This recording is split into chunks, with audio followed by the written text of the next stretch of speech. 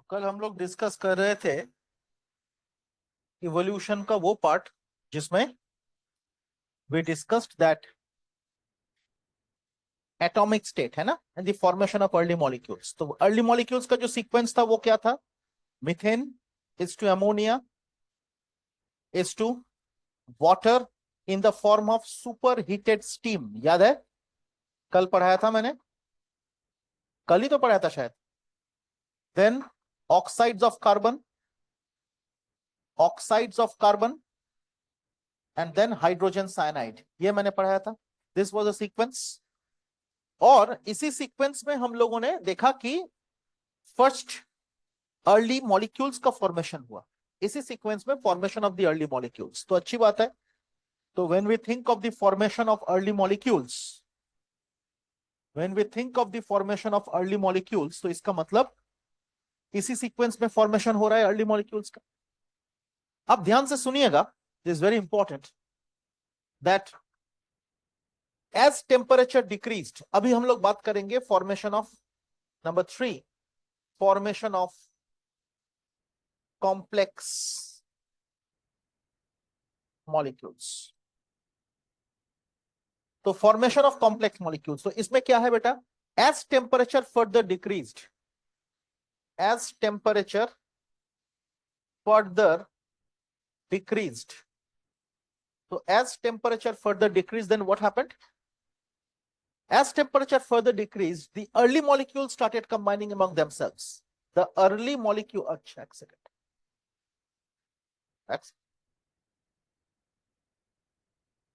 हाँ ठीक है। The early molecules started combining among themselves.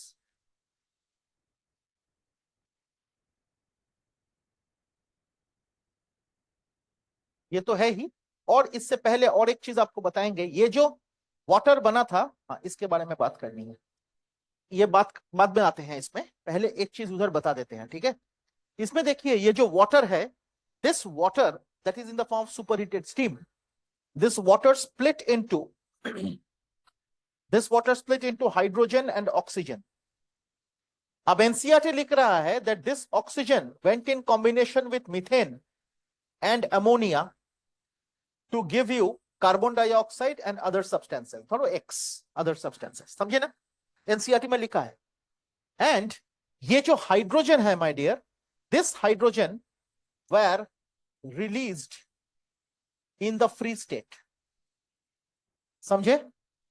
सो ये जो ऑक्सीजन बना, ये टूट के, जो हाई टेम्परेचर में टूट के जो ऑक्सीजन बना, superheated steam in presence of UV ray and cosmic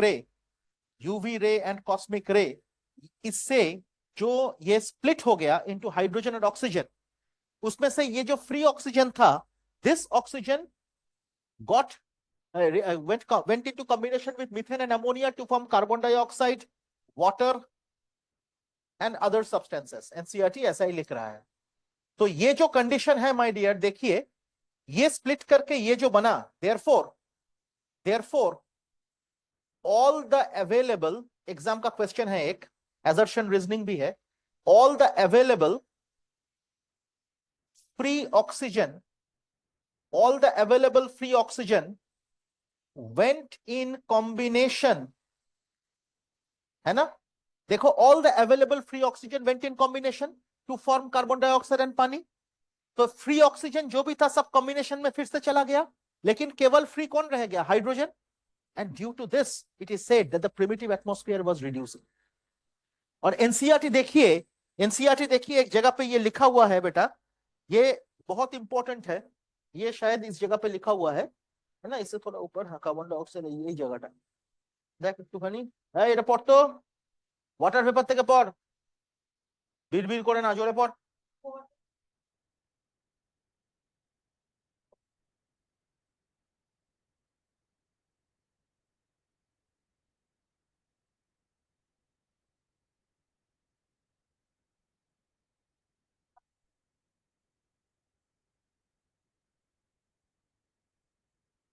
এখন না, ওই আদার্স হয়ে গেল, ফুল স্টপ ওখানে छोड़ो।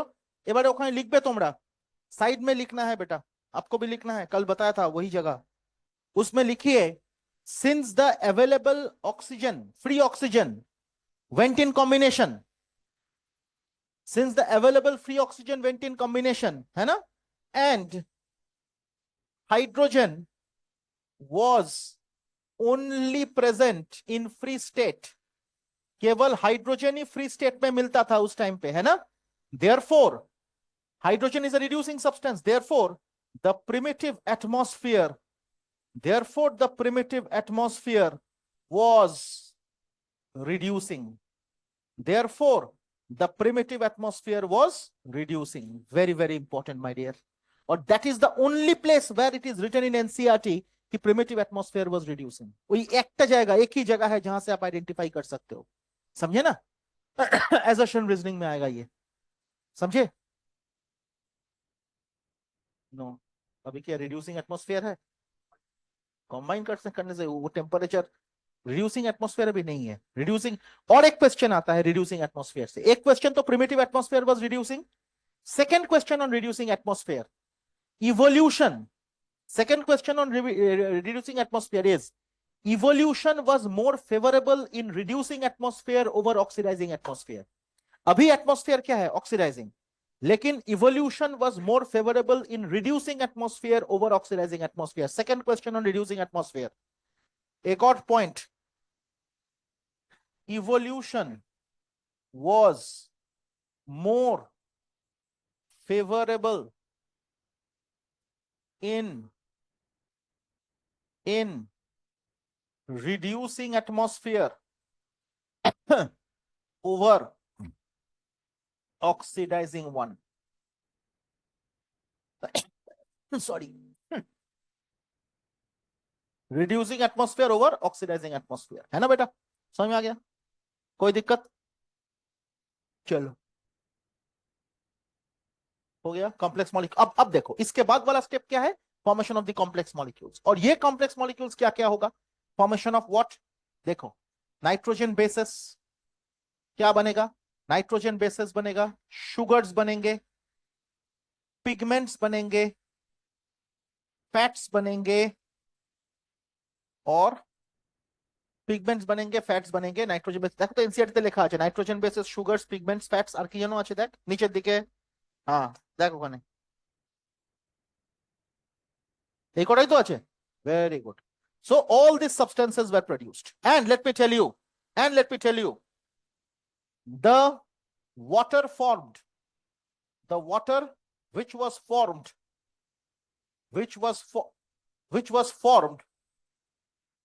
due to combination with methane and ammonia. ये जो लिखा था एनसीईआरटी ने, मीथेन एंड अमोनिया से कार्बन डाइऑक्साइड एंड वाटर, यही वाटर के बारे में बात कर रहे हैं. And the water which is formed due to combination with methane and ammonia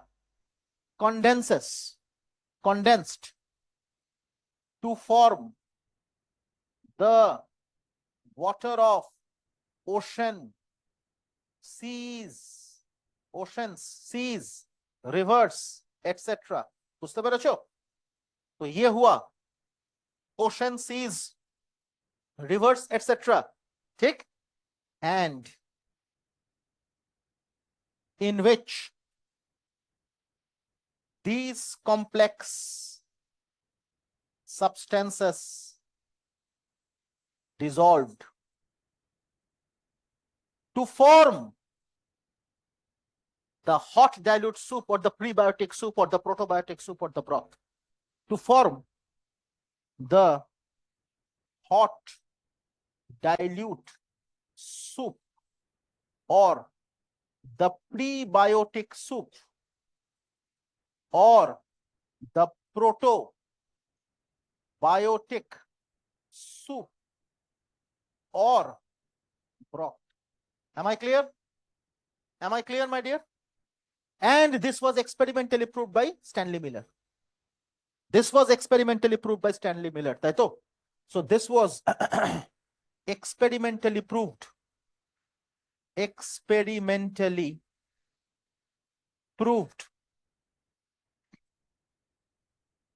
by Stanley Miller. This was experimentally proved by Stanley Miller. It was not Miller-Urey experiment. It is only Stanley Miller's experiment because he did the experiment in the laboratory of his teacher who was Harold Urey. যারা মাধ্যমিক board থেকে বা state ICSE board থেকে তারা দেখবে Miller Urey experiment পড়েছো, but Miller Urey is wrong. It is only Miller's experiment. NCERT लिख रहा है only Miller's experiment, not Miller Urey. समझ में आया? अब ये मिलर्स एक्सपेरिमेंट क्या है वो भी देखेंगे. चलो, तो एक्सपेरिमेंट बाय स्टैनली मिलर.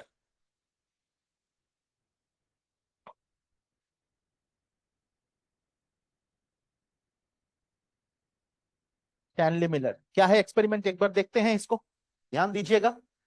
इसमें देख चुक क्या क्या रॉ मटेरियल यूज्ड.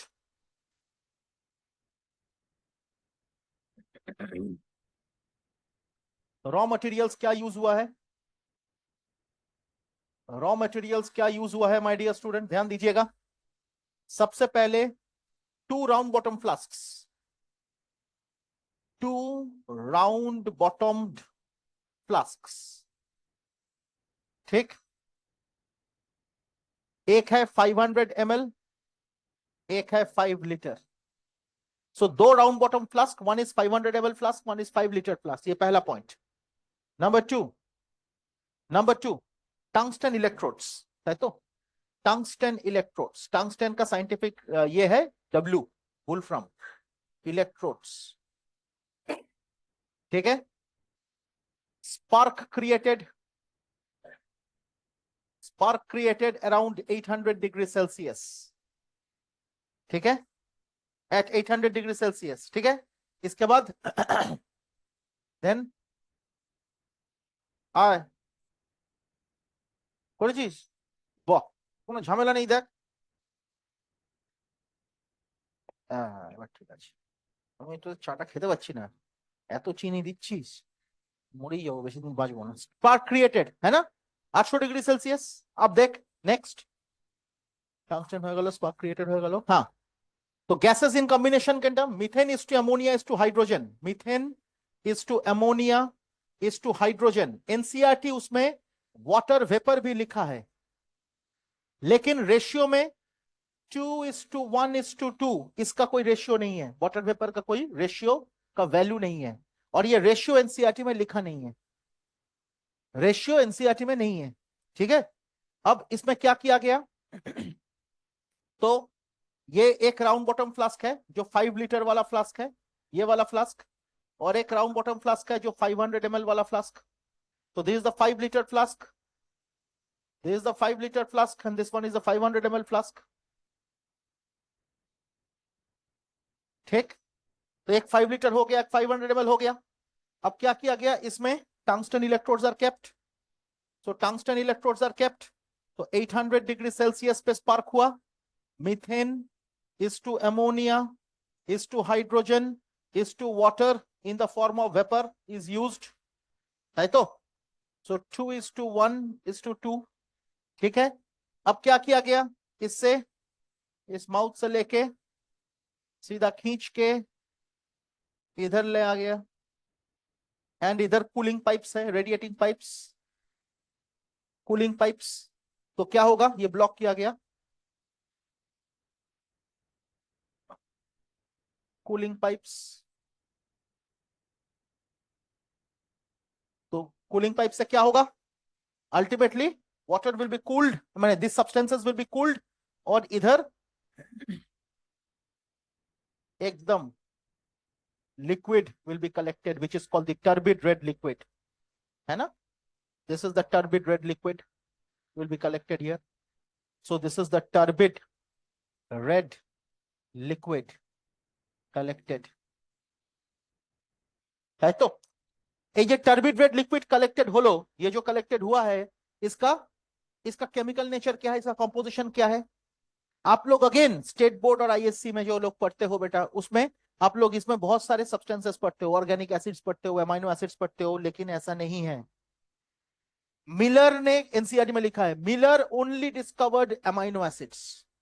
तो मिलर को क्या मिला था, केवल और केवल अमाइनो एसिड. तो Miller saw the presence of amino acids only. Miller saw the presence of amino acids only. বুঝতে পেরেছো? Miller saw the presence of amino acids only. Other, अच्छा कौन कौन amino acids? Glycine, alanine, aspartic acid, ये तीन. कौन कौन amino acid? Glycine, alanine and aspartic acid. So glycine, alanine and aspartic acid. So Miller found the presence of amino acids only. Glycine, alanine and aspartic acid. Am I clear? Other similar experiments conducted showed the presence of RNA, nucleic acids, polysaccharides, polypeptide মানে sugars, proteins, ID কি লেখা আছে বল? Other similar বল, দেখে বল, ওই তো page number 127 এ আছে নিচের দিকে. Other similar experiments conducted showed the presence of what?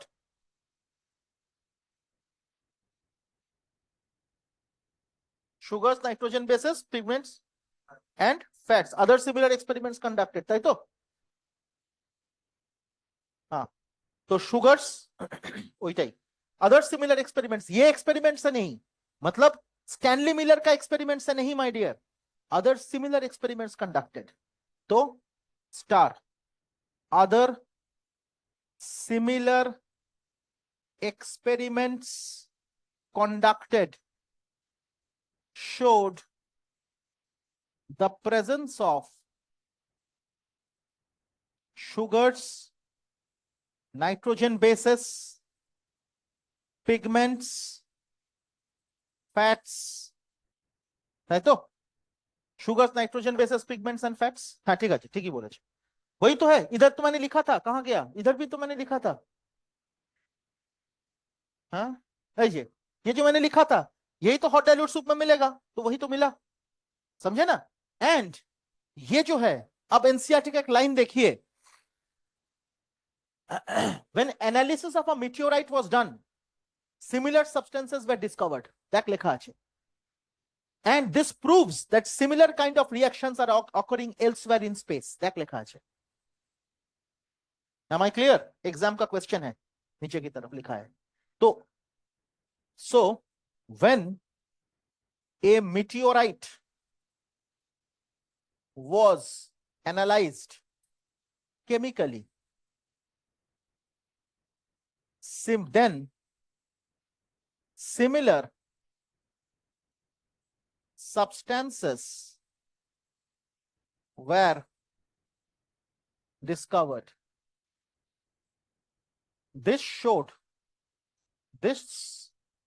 shows that similar reactions occur elsewhere in space. है ना? तो स्पेस से कनेक्शंस अर्थ का है, इसका एक जस्टिफिकेशन इसमें आपको मिल गया. Am I clear?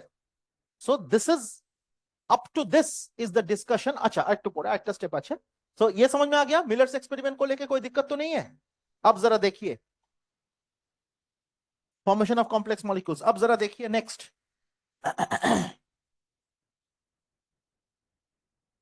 तीन चार. Formation of complex macromolecules. Formation of complex macromolecules. Formation of complex macromolecules. इसके बारे में अगर बात करें, my dear students, formation of complex macromolecules, उसमें क्या होगा? There will be polymerization. देखिए amino acids already बन चुका है. So amino acids polymerize to form polypeptides, है तो, और प्रोटीन्स. ठीक. नाइट्रोजन बेसिस अभी बना था, नाइट्रोजन बेसिस आपने देखा, प्लस पेंटोस शुगर. शुगर तो बना था ना, तो उसमें पेंटोस शुगर और उसके साथ फॉस्फेट.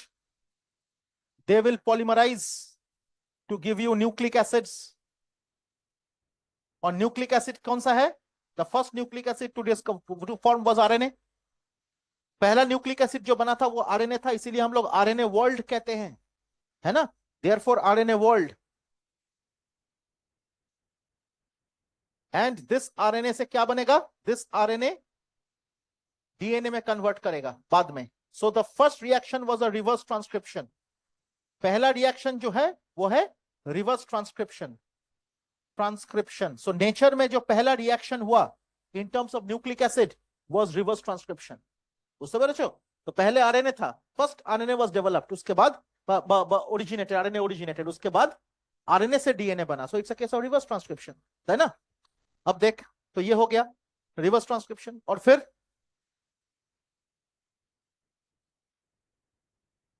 फैटी एसिड्स, ग्लिसरॉल, ये बना दिया लिपिड्स, एंड मोनोसैकेराइड्स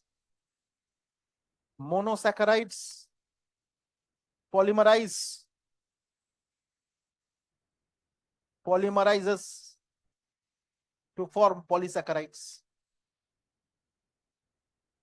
उससे पढ़ ली, ये समझ में आया.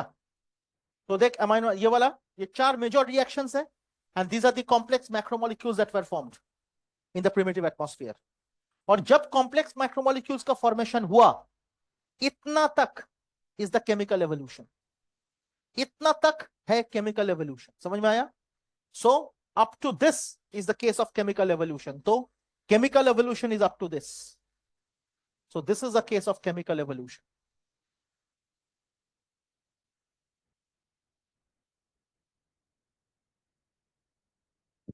This is the case of chemical evolution. Chemical evolution occurs up to this. इसके बाद आएगा biological evolution. तो इसके बाद क्या आएगा, biological evolution. So from here biological evolution originate. समझे ना. So biological evolution जब originate करेगा my dear, तो biological evolution कैसे होगा. These complex macromolecules existed as colloidal aggregates. So these complex macromolecules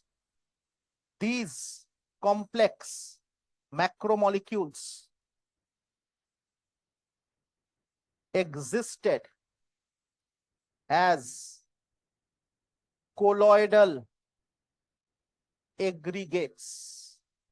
These complex macromolecules existed as colloidal aggregates. तो colloid जैसा बना, है ना.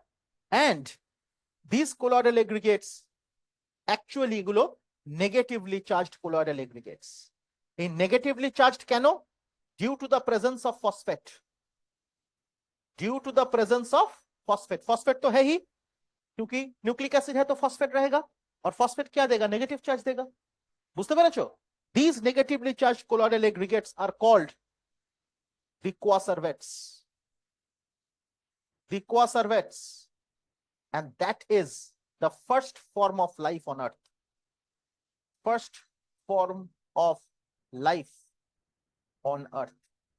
जिसका टाइमिंग दिया गया billion years ago. Am I clear? NCERT में लिखा है first form of life originated 500 million years after the origin of the earth. So 4 billion years ago first form of life originated on the earth. So this was the coacervate, जिसके बारे में NCERT ने mention नहीं किया, लेकिन first form of life कह दिया. और इसी कोआसर्वेट का, ये जो कोआसर्वेट है माय डियर, ये कोआसर्वेट डेवलप करेगा when positively charged colloids combine or associates with coacervate,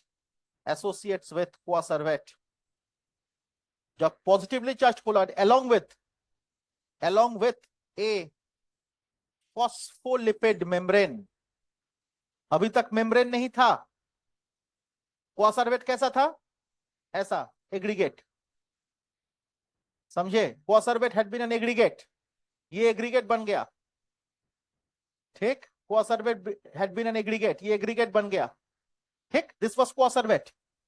लेकिन अब क्या बोला मैंने बोला कि एक फॉस्फोलिपिड लेयर आ गया, और कोआसर्वेट के साथ साथ कुछ नेगेटिवली चार्ज के साथ कुछ पॉजिटिवली चार्ज कोलॉइड भी आया. और ये होने के बाद some positively charged colloids also came my dear, और इसके वजह से एक और उसके साथ साथ एक फॉस्फोलिपिड मेम्ब्रेन भी आ गया, समझे। And then it looks like a soap bubble, soap bubble जैसा दिखता है, जिसको हम लोग कहते हैं माइक्रोस्फियर। क्या कहते हैं? Microsphere. Microsphere is also called vesicle by Deamer. Microsphere नाम दिया था कौन? क्वासर्वेट नाम कौन दिया था? ओपरिन। ओपरिन ने नाम दिया था क्वासर्वेट, लेकिन इसको हम लोग कहते हैं microsphere. It was given by Sidney Fox, termed by Sidney Fox, termed by Sidney Fox, समझे। And also called vesicles. Vesicles कौन दिया था? By Deamer, DEAMER। এটা মডিউলে ছিল আগে। तो एनीवे, सो ये बन गया माइक्रोस्फीयर। और इसी से माइक्रोस्फीयर जब बना, उससे क्या हुआ? इससे डेवलप करके क्या बना? एकदम प्रिमिटिव जो स्ट्रक्चर, मैंने माइक्रोस्फीयर इससे और थोड़ा ये मल्टीप्लाई करना चालू करा और बना, ये मल्टीप्लाई करके ये मल्टीप्लाई करा और क्या बना? ये फॉर्म्ड प्रोटोसेल्स और प्री सेल्स और प्रोटोबायोन्स और इओबायोन्स। कितने सारे नाम लिख दिया देख, प्रोटोसेल्स और प्री सेल्स और प्रोटोबायोन्स और इओबायोन्स। और इससे इससे क्या बनेगा? इससे जो बनेगा वो है वायरस, वायरॉइड, प्रियॉन्स। इसीलिए एनसीईआरटी पेज नंबर 127 का लास्ट लाइन में ब्रैकेट में लिख रहा है, देख, आरएनए, पॉलीसैकेराइड्स, प्रोटीन्स एटसेट्रा। लिखছে তো? এগুলোর কম্পোজিশন ওটাই, यही कॉम्पोजिशन है, वायरस, वायरस, प्रियॉन्स, इसमें वही है। आरएनए, पॉलीसैकेराइड, इसका कॉम्पोजिशन में क्या आएगा? आरएनए, पॉलीसैकेराइड्स माने शुगर्स, पॉलीसैकेराइड्स, प्रोटीन्स एटसेट्रा भी दिया है, देख, दिया है ना, etcetera. And these were the first non-cellular forms of life which existed on earth. This was the first non-cellular form of life on earth. तो first non cellular form of life on earth हुआ ये 3 billion years ago. ये पहले पढ़ाया था आपको मैंने, 3 billion years ago. और ये non cellular form of life 3 billion years ago जो आया, इस पे आप गौर कीजिएगा माय डियर। पहले था प्रोटोसेल्स और प्रीसेल्स और प्रोटोबायंट्स और यूबायंट्स, वहां से नॉन सेलुलर फॉर्म आ गया। मतलब it's a case of retrogressive evolution, समझे।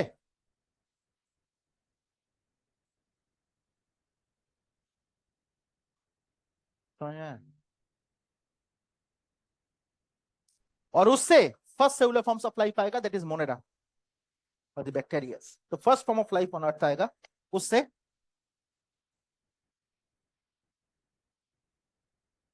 First cellular forms of life, that is bacteria, समझे। ये 2 बिलियन ईयर्स अगो, उसके बारे में बात करेंगे। देखिए इतना বুঝতে পেরেছিস? সে কি রে, মাথায় ঢুকেছে? ও,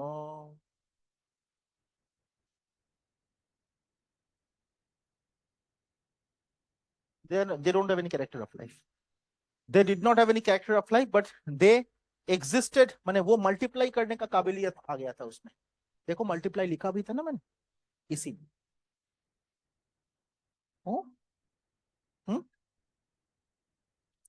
जी बोलছিস। तो मल्टीप्लाई करने का काबिलियत आ गया था, समझे ना। और इसीलिए that was the reason that was called the first form of life।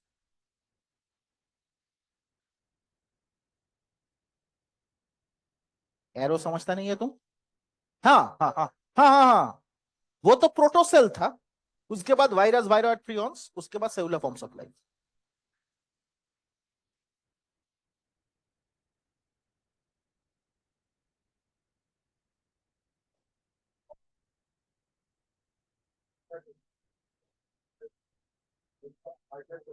उस टाइम पे हाईजैक वाईजैक करने का टाइम नहीं था। उसमें तो पहले तो होस्ट आएगा, उसके बाद हाईजैक वाईजैक करेगा। अभी हाईजैक होस्ट कहाँ आया? होस्ट तो वो काबिल होस्ट बनना पड़ेगा ना, तब जाके। पहले डेवलप करने दे, रुक जा, मैं दिखाता हूँ।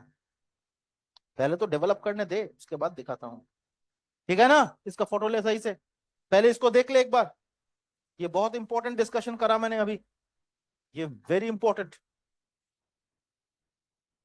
बहुत इंपॉर्टेंट डिस्कशन है बेटा, इसको देख ध्यान से, उसके बाद हम लोग प्रोसीड करेंगे। पहले इसको देख ले, उसके बाद प्रोसीड करेंगे। देख के फोटो ले।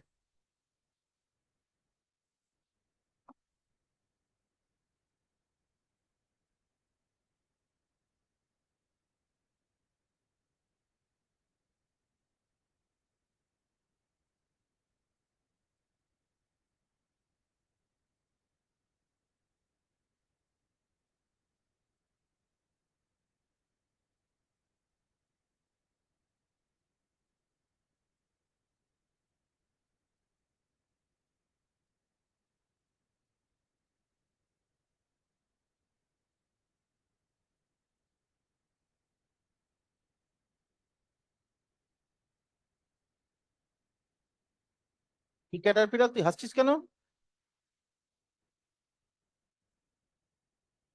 ঝামেলা করতে এসেছিস না ভাগ্যলক্ষ্মী?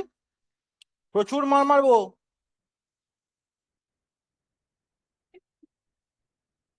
কি বললাম? क्या बोला? एरो माने कुछ, एरो मतलब समझा नहीं, ये बोला और इसने हंस रहा है। इसको कुरु हुआ है, कुरु। इसको हुआ है कुरु, लाफिंग डेथ, हंसते हंसते मरेगी। Happy death. ओ, वो कैटरपिलर को कैसे समझिएगा? कैटरपिलर है ना, caterpillar will not, because that's an arthropod. How will an arthropod understand the pain of a mammal?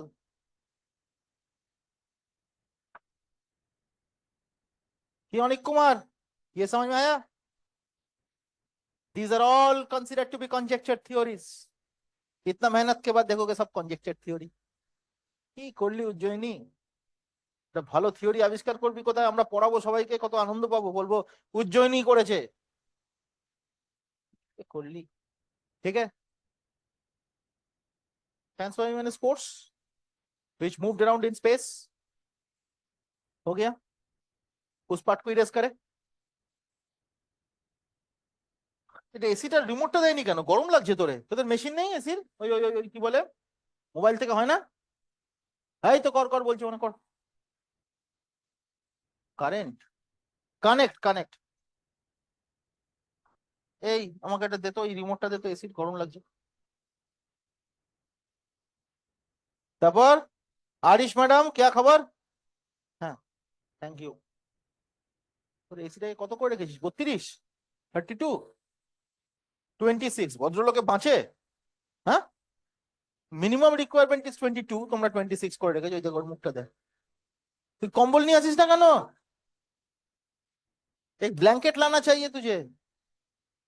হ্যাঁ হ্যাঁ, একটা শাল, শাল দিয়ে এরকম করে ऐसे करके बैठना। গরমে মাথা খারাপ হয়ে যাচ্ছে। এই इसको फोटो ले लिया ना भाई सही से?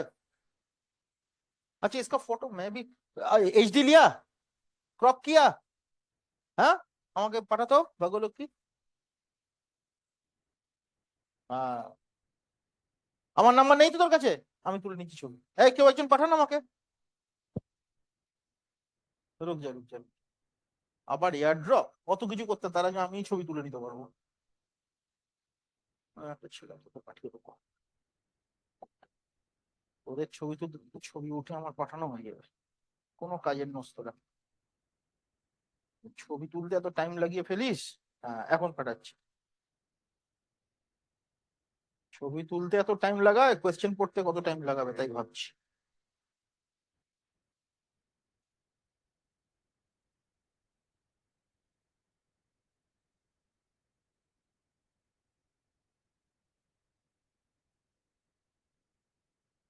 একটু স্লো হয়ে গেছে বুঝলি।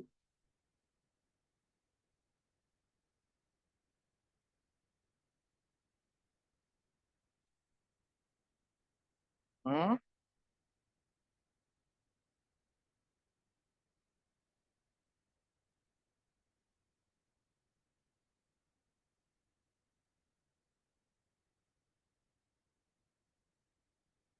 তোমার নাম নেই, করে যাচ্ছি।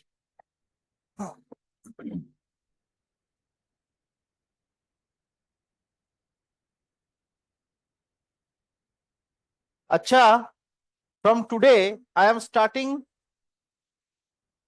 तुम लोग कर भी सकते हो, I am starting the programme mission 100,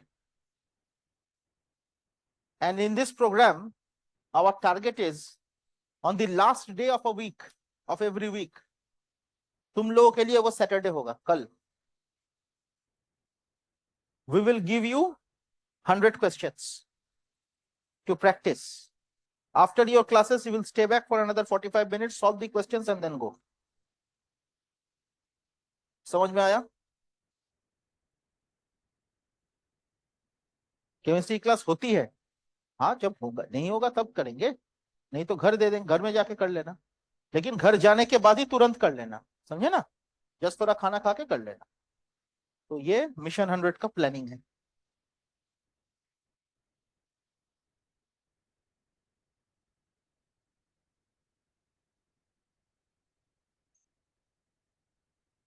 हाँ हाँ,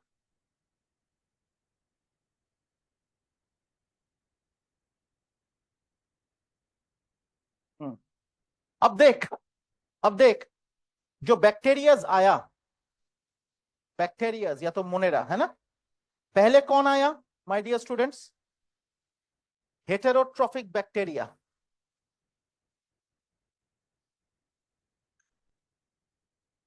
पहले आया heterotrophic bacterias, from there originated chemosynthetic bacterias, chemosynthetic bacterias, from chemosynthetic bacterias originated anaerobic photoautotrophs, from there originated aerobic photoautotrophs, and जब ये होगा aerobic photoautotrophs, this will result in photosynthesis, है ना, and ये photosynthesis से क्या आएगा? Oxygen production. This oxygen is free oxygen, समझे ना, फ्री ऑक्सीजन प्रोडक्शन। तो एक तरफ फोटोसिंथेसिस की वजह से oxygen formation, number two oxygen will combine with nascent oxygen to give you ozone, so the formation of ozone layer. So ozone layer के बाद temperature drops to normal, ठीक, and oxygen production free, therefore atmosphere becomes modern or recent atmosphere, that is oxidizing. Present atmosphere क्या है? Oxidising है। तो कैसे होगा oxidising? इस तरह से होगा। Am I clear? अब एक चीज देखिएगा my dear, anaerobic bacteria, anaerobic bacteria, anaerobic bacteria engulfed aerobic bacteria. So anaerobic bacteria engulfed aerobic bacteria, समझे ना, and therefore ये है anaerobic का membrane cell wall, ये है aerobic का, so double membranous structure developed, double membranous structure developed, पहली बार double membranous structure develop किया, समझे ना। तो जैसे ही डबल मेम्ब्रेनस स्ट्रक्चर डेवलप किया, मतलब जब भी डबल मेम्ब्रेनस स्ट्रक्चर डेवलप किया, यहां से क्या आया? माइटोकॉन्ड्रिया। सो याद रखिएगा, mitochondria initially was considered to be a separate organism, बाद में वो सेल के अंदर आया, therefore it was called cell organelle. और इसीलिए माय डियर स्टूडेंट्स, माइटोकॉन्ड्रिया को हम लोग कहते हैं बैक्टीरियल एंडोसिम्बायोट, क्योंकि जब एरोबिक एनगल्फ्ड एनारोबिक, तो एरोबिक और एनारोबिक का रिलेशनशिप जो था वो ये था, सिम्बायोसिस, समझे। सो देयरफॉर माइटोकॉन्ड्रिया के बोला है bacterial endo symbiote because it is formed by the endosymbiotic theory, endosymbiotic principle between anaerobic and aerobic. Why it is so? अगर ये assertion है, since इसका reason होगा formed from bacteria by endosymbiosis, है ना? They are formed from bacteria by the process of endosymbiosis. The theory का नाम है endosymbiotic theory. समझ में आया? अब देख, ये माइटोकॉन्ड्रिया आया, माइटोकॉन्ड्रिया क्या करेगा? engulfed बीजीए का नाम तो पता है, ब्लू ग्रीन एल्गी और साइनोबैक्टीरिया, प्रोडक्शन ऑफ क्लोरोप्लास्ट, क्योंकि blue green algae will provide chlorophyll, समझे? सो फॉर्मेशन ऑफ क्लोरोप्लास्ट, ठीक ना? और फॉर्मेशन ऑफ क्लोरोप्लास्ट के बाद फॉर्मेशन ऑफ प्लांट सेल, तो प्लांट सेल के बाद animal cell. Whether you consider plant cell और animal cell, they both are eukaryotes, है ना? यूकैरियोट्स, लेकिन bacterias were prokaryotes. So ultimately we can say the last line for origin of life হচ্ছে eukaryotes originated from prokaryotes. So prokaryotes say eukaryotes का origin.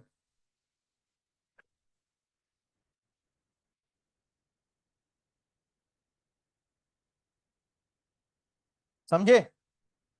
102 টেম্পারেচারটা বাড়িয়ে দিচ্ছি, তো এমন করছিস যেন তোরা রোগী হয়ে গেছিস সব. হ্যাঁ, ফ্যান বন্ধ করে দিও, হয়ে গেল. ভাগ্যলোক কি এসেই জ্বালাতে শুরু করেছে, ठीक है? So this is called the endosymbiotic theory. Or my dear, chloroplast is also called bacterial endosymbiote. देख, reason तो सेम है. Chloroplast is also called bacterial endosymbiote. জানিস তো এটা? হ্যাঁ তো বলছিস, জিজ্ঞেস করলে পারবি না, সবেতেই হ্যাঁ. ভাগ্যলক্ষ্মীকে জিজ্ঞেস কর পুরনো পড়াগুলো হবে কি করে. হ্যাঁ স্যার করে নিও, যা করছে বুঝতেই পারছি.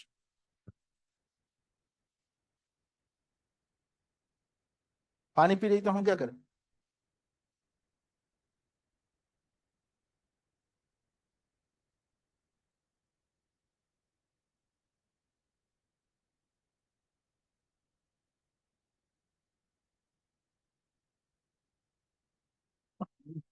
কত এরকম কাজ করে করিস তো, আর উল্টে চাস.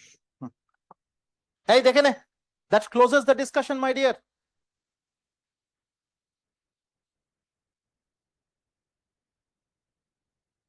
That closes the discussion of origin of life. Origin of life खत्म हो गया, first part of evolution. অনিক কুমার আর কিছু বলবে? এবারে आरिश अभी पढ़ेगी रीडिंग. आरिश मैडम एकदम शुरू कर दे 127 से लेके 128 का फर्स्ट पैराग्राफ लास्ट सेंटेंस तक. हाँ उधर से ही पढ़, 126 से ही पढ़, धीरे धीरे पढ़, और मुझे भी सीखना है.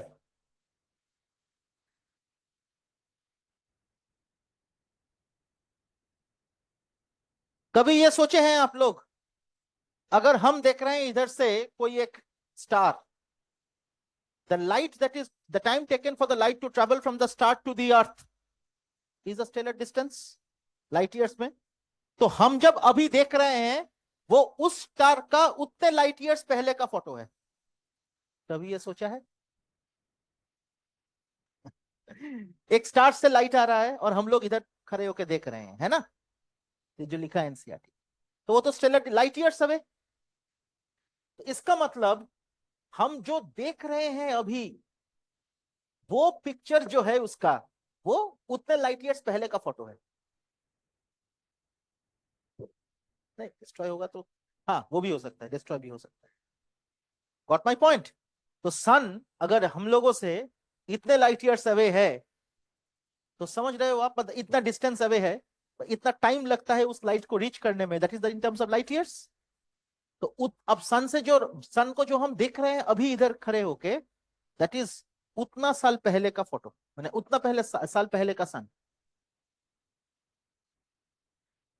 8 मिनट पहले का सन. समझ में आ गया? This is the concept. तो ऐसे भी स्टार्स हम लोगों को दिखता है जो कितने लाइट ईयर्स दूर है। तो वो जो दिखता है या तो कोई भी एक प्लेनेट हो गया, या तो कोई सैटेलाइट हो, कुछ भी हो गया, उतना पहले का ही दिखता है।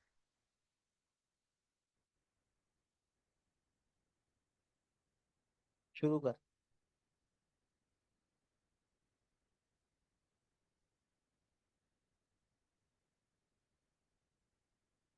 এই সেন্টেন্সটাই তো তাই।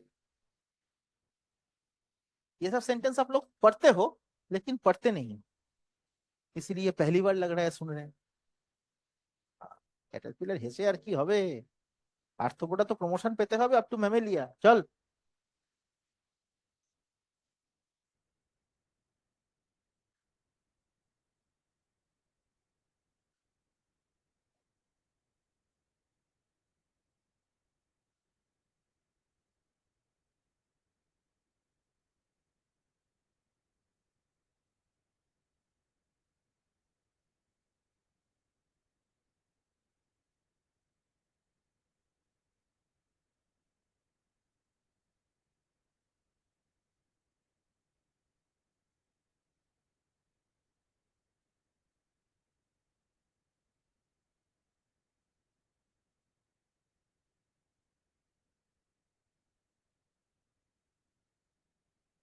एब्सोल्युटली गैसेस, क्योंकि फ्यूजन रिएक्शन जब तक नहीं होगा तब तक लाइट एमिशन नहीं होगा, तब तक ग्रेविटी नहीं बनेगा, है ना।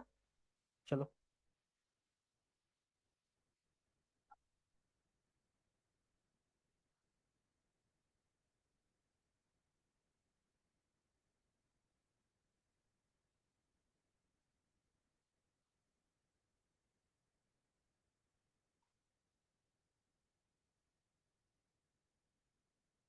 And the lighter H2 escaped, इसका मतलब that was the hydrogen in the free state and therefore the primitive atmosphere was reducing। यही तो पढ़ाया था आज पहले आके फिर।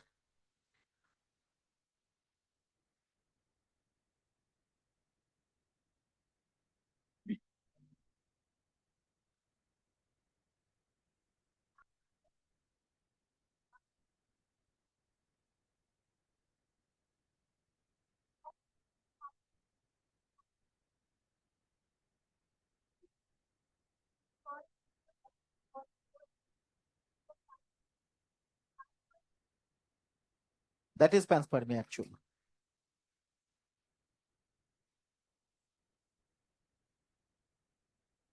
Mud of river Nile, spontaneous generation. बोलो।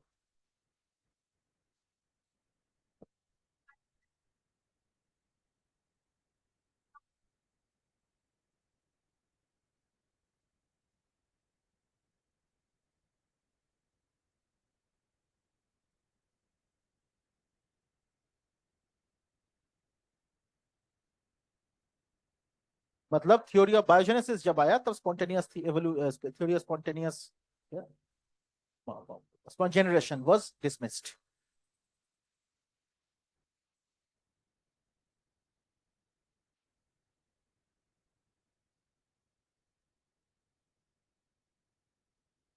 could have।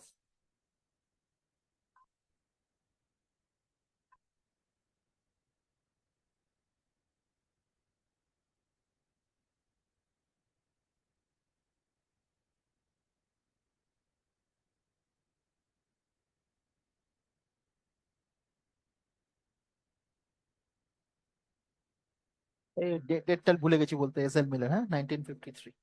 हाँ बोल बोल बोल।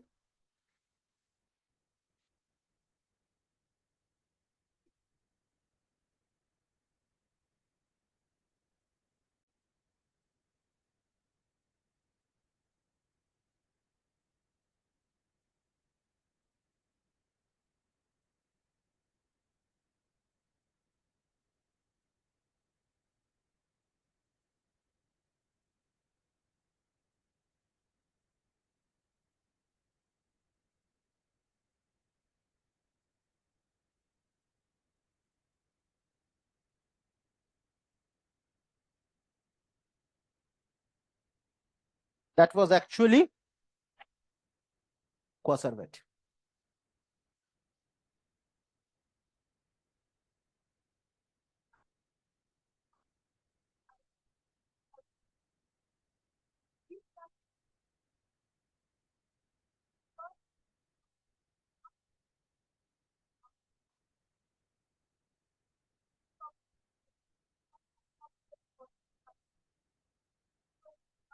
अब এই যে এই লাইনটা এনসিআরটি তে ভুল আছে, এখনো চেঞ্জ করেনি।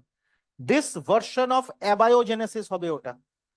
देखो ए और बायोजेनेसिस के बीच में गैप है, वो गलत है, दोनों मिल जाएगा, एबायोजेनेसिस होगा। पढ़ो।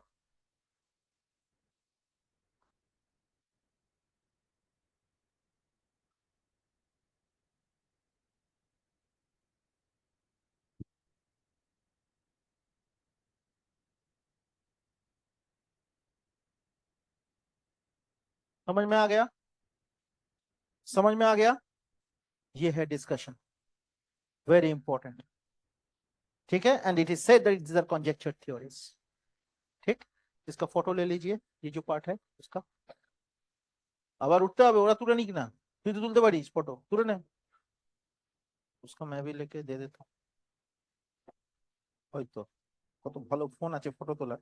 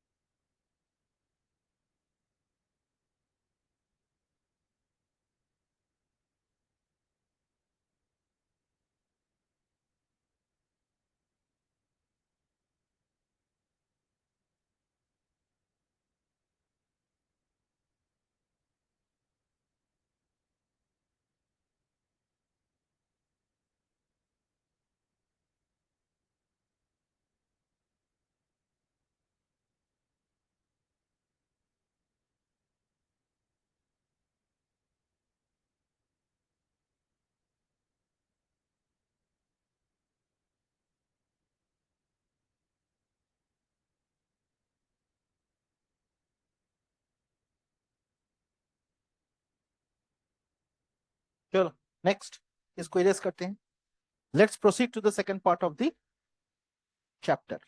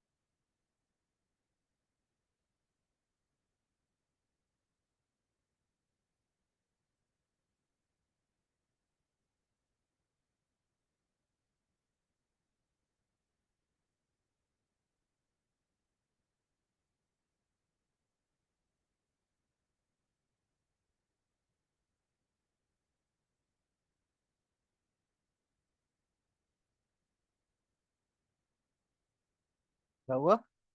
हाथ दर्द हो गया मेरा। चल नेक्स्ट। तो हम लोग बात करेंगे regarding evidences of evolution and theories of evolution together, है ना। कब क्या यूज करेंगे वो डिपेंड करेगा on the situation. Number one, तो हम लोग बात करेंगे एविडेंसेस ऑफ एवोल्यूशन। तो एविडेंसेस ऑफ एवोल्यूशन, इसमें कई सारे एविडेंसेस हैं। तो सबसे पहले हम लोग शुरू करेंगे with palaeontological evidence.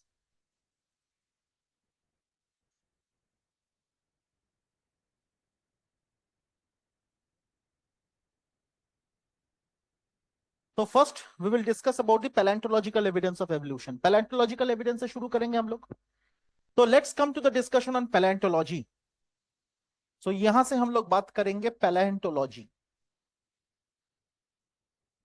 So palaeontology क्या है? It's a scientific study of fossils, ये तो पता ही है आपको। साइंटिफिक स्टडी ऑफ फॉसिल्स, है ना।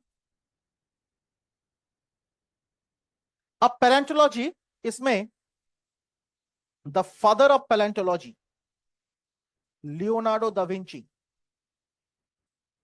Leonardo da Vinci is considered to be the father of paleontology.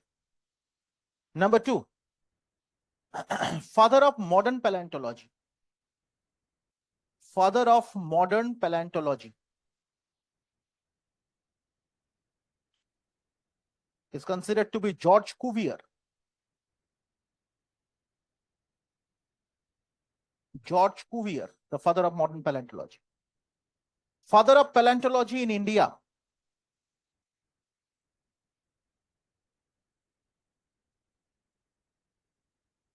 That is Birbal Sahani.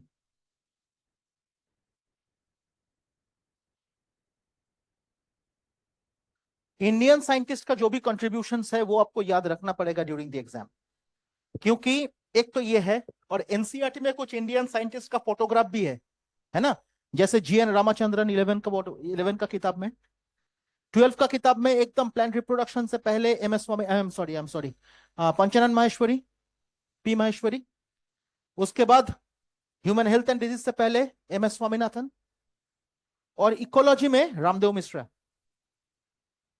तो ये नाम तो आपको याद रखना ही पड़ेगा। 2021 तक ऐसा था कि ऑल्टरनेट ईयर में एक इंडियन साइंटिस्ट, एक इंटरनेशनल साइंटिस्ट का नाम सवाल पूछा जाता था। 3-4 साल ऐसा हुआ था, समझे ना। तो हमेशा याद रखिएगा जो भी साइंटिस्ट का नाम डिस्कस्ड है, जैसे स्टैनली मिलर 1953, मैं खुद ही लिखने में भूल गया था उस टाइम पे, तो हमेशा याद रखिएगा कि जो भी साइंटिस्ट है, जैसे 2018 का क्वेश्चन था ग्रेगर जोहान मेंडल, उसका एज, उसका जो लाइफ स्पैन, 2018 नीट का क्वेश्चन था, निकाल के देखिएगा। आइदर 2018 और 2017, नहीं 2017 आई गेस, मेंडल का लाइफ स्पैन उसी साल आया था वो क्वेश्चन। परसेंटेज ऑफ मॉल्ट जो 50% है ना एनसीईआरटी में लिखा हुआ, उसी साल आया था। उसी साल मुझे याद है अभी भी, निशिता पुरोहित एम्स में रैंक 1 आई थी। तो मैं ये बोल रहा हूं कि क्वेश्चंस किस तरह से पूछा जाता है, trend of questioning, this is very important. आपका दिमाग काम करना पड़ेगा, है ना, you have to rack your brains for that. चलो घुमोले হবে, শুধুই ঘুমোচ্ছে, ठीक है, हो गया। अब what is the definition of fossil, तो फॉसिल के बारे में बात करेंगे। 2016 में लास्ट फॉसिल का सवाल पूछा गया था, 16 में, उसके बाद नहीं, 2019 में भी एक बार सवाल पूछा गया था फॉसिल का, हॉर्स पूछा गया था। तो 2016 एंड 2019, उसके बाद फॉसिल नहीं आया, तो 25 में हो सकता है फॉसिल का क्वेश्चन आ जाए। देखिए तो फॉसिल का डेफिनेशन, ये डेफिनेशन दिया है चार्ल्स लियल, बाय चार्ल्स लियल, LYELL, चार्ल्स लियल। एनीवे, इनका डेफिनेशन ये दिया है, the imprint of organisms, the imprint of organisms on the rock surface. तो फॉसिल का डेफिनेशन क्या है, it is the imprint of organisms on the rock surface. समझ में आया। अब रॉक सरफेस जैसे ही हम लोगों ने कहा, तो रॉक के टाइप्स के बारे में बात कर लेंगे। तो टाइप्स क्या क्या है, 3 types. Number 1 sedimentary, number 2 igneous, number 3 metamorphic, ताई तो देयर आर 3 टाइप्स। तो sedimentary rock, igneous rock and metamorphic rock, 3 types of rocks.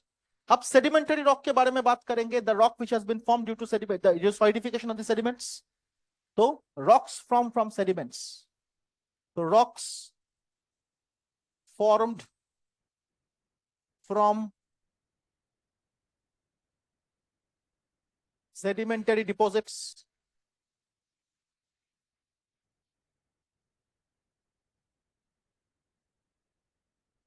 sedimentary deposits, समझे ना। तो rocks form from sedimentary deposits, और this is the commonest fossil. Sedimentary rock के ऊपर जो फॉसिल आएगा, this is the commonest fossil. This rock has the commonest fossil evidence. और exam में अपना 2 है, 2 एविडेंस के बारे में पढ़ना पड़ेगा। 1 इज डायनोसर, ये भी सेडिमेंटरी रॉक में। Number 2 horse. आप बोलोगे सर डायनोसर तो लिखा हुआ है 130 में, लेकिन हॉर्स कहां है? बेटा हॉर्स एकदम लास्ट पे जाइए, जहां पे क्वेश्चंस होते हैं my dear student. Theoretical question में पेज नंबर 142, उसका लास्ट लाइन देखिए, last question. For example horse,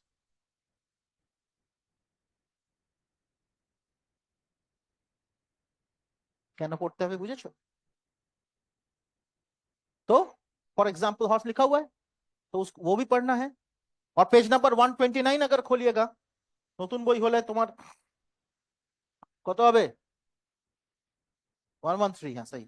113 में देखिए न्यू किताब में, और পুরনো বইতে 129, ওখানে দেখো ওই থার্ড প্যারাগ্রাফ যেটা আছে বা সেকেন্ড প্যারাগ্রাফ যেটা আছে ওইটা দেখো, বড় প্যারাগ্রাফটা, ওখানে দেখো লেখা আছে ডাইনোসরের এভিডেন্স এসেছিল সেডিমেন্টারি রক, দেখো লেখা আছে, পেয়েছিস? আর ভেরি নেক্সট পেজ হচ্ছে evidence evolution of dinosaur, next page he evolution of dinosaur का फोटोग्राफ्स दिया हुआ है ना? ठीक, कैटरपिलर बुझते পেরেছিস? हाँ, सो ये दोनों ही एविडेंसेस जो है that is on sedimentary rock. Igneous rock कैसे होगा? By the solidification of volcanic eruptions, है तो this does not form fossil due to solidification the due to solidification of the volcanic eruptions, due to solidifications of the volcanic eruptions, this never forms fossil, never forms fossil, ठीक है? metamorphic rock, either sedimentary rock or igneous rock which is formed by metamorphosis, मतलब pressure और temperature के वजह से rock का nature change हो जाता है। so formed either from sedimentary rocks or from igneous rocks due to difference in but due to temperature and pressure,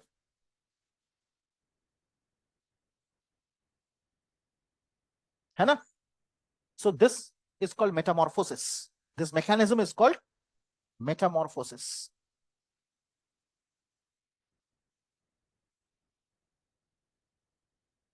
sometimes give fossil evidences, sometimes give fossil evidences।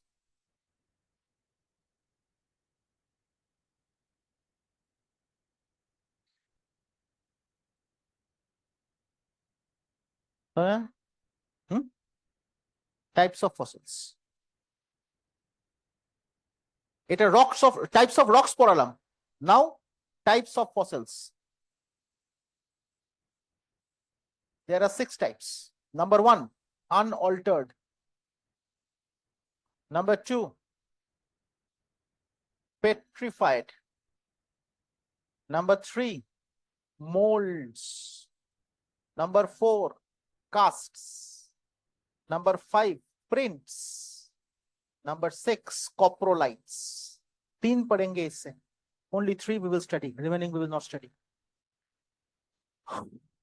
ठीक है? কি হলো এরকম তাকিয়েছিস কেন আমার দিকে? আমি তো বেশি পড়াইনি, कहाँ ज्यादा पढ़ाया? ये तो टाइप्स ऑफ रॉक्स पढ़ाया, 6 से पढ़ता है स्टूडेंट्स, बताया अभी तक? जब बताएंगे सवाल नहीं रहेगा मन में। বলি একটু একটু বলি, যেমন একে যদি বরফের তলায় ঢুকিয়ে दी, इसको लेके आर्कटिक रीजियन में गए और बर्फ के नीचे इसको गाड़ दिए, और फिर 6 मिलियन ईयर्स बाद जैसा कि जैसा ऐसे, है ना, वैसा ही मिलेगा। हाँ इसीलिए तो बोल रहे हैं। तो कौन मिला? तू। वूली मैमोथ्स उसका एग्जाम्पल है, woolly mammoths. The entire body of the organism is preserved under deep layers of ice, इसीलिए अनऑल्टर्ड, जिसका ऑल्टरेशन नहीं हुआ, समझ? So the entire organism is preserved, the entire body of the organism is preserved under thick layers of ice। example woolly mammoths, ये तो इसी तरह से मिला था ना, हो गया, ठीक। Number 2, petrified. What is petrification? Petrification मतलब ओरिजिनल ऑर्गेनिज्म का बॉडी लॉस हो गया, लेकिन वो जो बॉडी का मार्किंग है ना, that is filled by mineral deposits. समझे ना? That is the commonest form of the fossil. यही कॉमनेस्ट फॉसिल है। So the original body of the organism is lost, यही कॉमनेस्ट है। The original body of the organism is lost and is filled by mineral deposits, and is filled by mineral deposits। समझ में आया? The original organism का body loss हो गया and it is filled by mineral deposits। Am I clear? So ये जो mineral deposits fill हुआ, this is called petrification। That is the commonest fossil।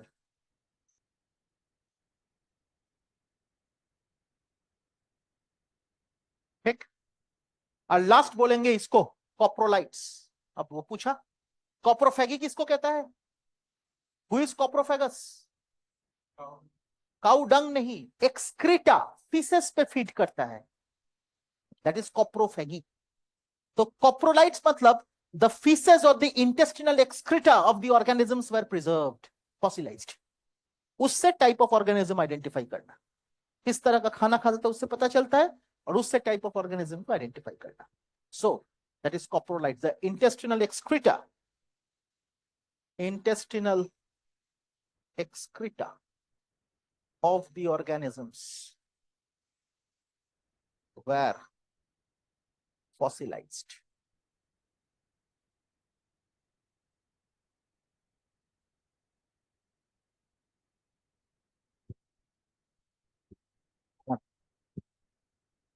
Fossil पढ़ा दिया। कल का क्लास कोई एब्सेंट मत करना, सीरियसली कोई एब्सेंट नहीं होगा कल। ये बोल रहा हूं, सुन ले, समझ में आया? रीजन है, और बाकी सबको बोल देना बेटा कल एब्सेंट ना होने के लिए। ग्रुप में लिख दे तो, हाँ भाई लिख दे डेटा। है छोकरा लिख, सौरभ सर एज इंस्ट्रक्टेड लिख, as per instruction of Saurabh sir all should remain present in the class tomorrow। ঘড়ি দেখছিস কেন আর 5 মিনিট জ্বালাবো? all should remain present in class tomorrow। yes please, for a very important topic discussion। बहुत important है।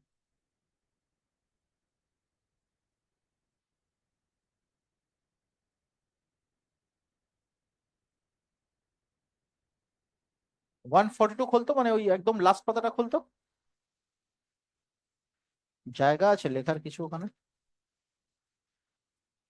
বাঁদিকে স্ট্রিপটাতে দেখ সাদা জায়গা আছে, ऊपर से नीचे तक लिख तो different types of evidences. Types of evidences, number 1 palaeontological, already बताया मैंने। Number 2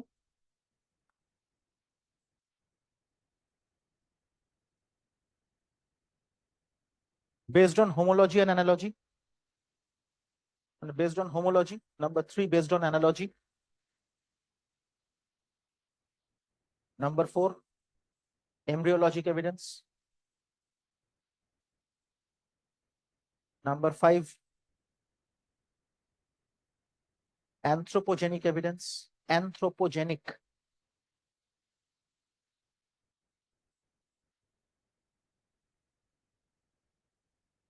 comparative anatomy, next point, comparative anatomy and biochemistry। comparative anatomy and biochemistry।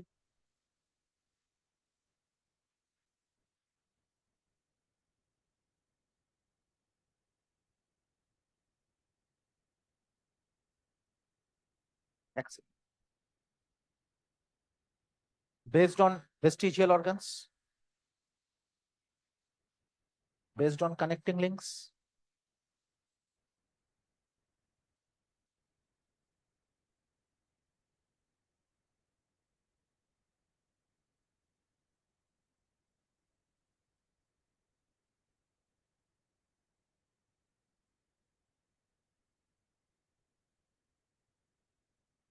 ঠিক আছে, এই কটা হলো রে? পরে যদি কিছু মনে পড়ে ওখানেই জড়িয়ে দেবো, ঠিক আছে?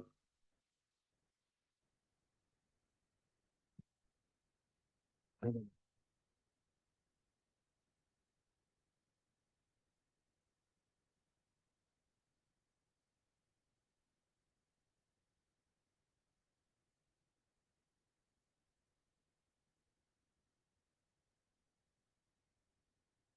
আছে, আপাতত এগুলো থাক। If I remember anything else I tell you. I don't think anthropogenic তো লিখিয়ে দিলাম না? ठीक है, कल प्रेजेंट है।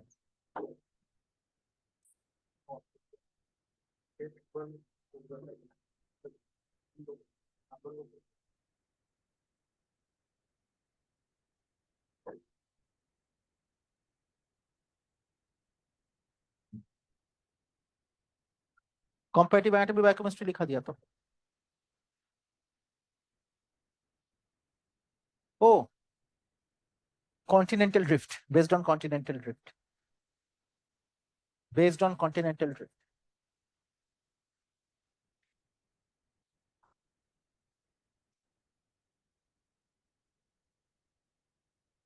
ठीक है,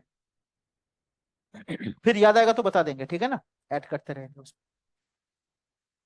और एक चीज, अच्छा इसका फोटो ले लिया आपने? भाग्य लोग की चला गया विदाउट क्लिकिंग द फोटो। नहीं, Hardy-Weinberg equilibrium is not an evidence of evolution. That is that is the concept of population genetics बेटा। ওরা তো বলছে that is not an evidence of evolution. Evidence of evolution is not based on Hardy-Weinberg. That is population genetics.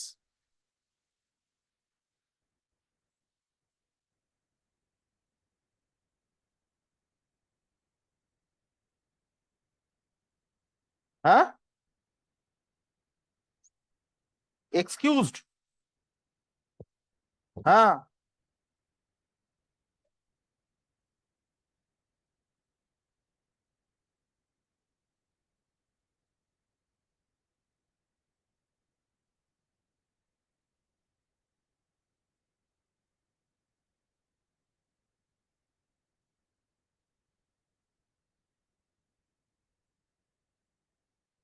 Thank you so much. तो पढ़ना बेटा। मेरा marker, हाँ।